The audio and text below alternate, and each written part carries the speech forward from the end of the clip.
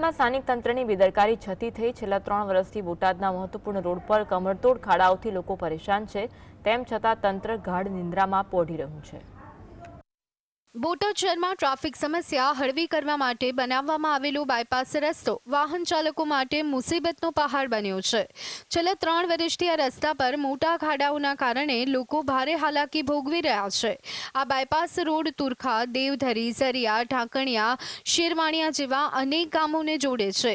તેથી આ રોડ પર ડમ્પર, સ્કૂલ બસ, ટ્રકો અને 4 વ્હીલર જેવા ભારે વાહનોનું મોટા પ્રમાણમાં અવરજવર રહે છે। નહીં તો આ અઠવાડિયાની 3 થી 4 બાઇકો સ્લીપ ખાઈ ગયા છે। પછી મોટા હેવી અહીંયા વાહનો ચાલે છે। એ ઉપરાંત નાના બાળકો ફૂલકાઓની સ્કૂલોની બસો ચાલે છે। છતાં પણ નગરપાલિકાની મારી પાસે કોઈ પણ જાતના રોડ બારામાં કે રોડની અંદર ખાડા છે, પુરાણ કરવા માટેની કોઈ પણ કામગીરી કરવામાં આવતી નથી।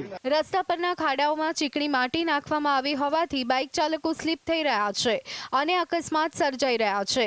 વરસાદી માહોલમાં ખાડાઓમાં પાણી ભરાતા વાહન ચાલકોને નુકસાન થાય છે અને નાના વાહનો પડી જવાની પણ ફરિયાદો ઉઠી છે।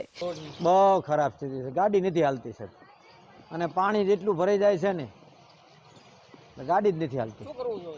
આને તાત્કાલિક રિપેર કરવો જોઈએ।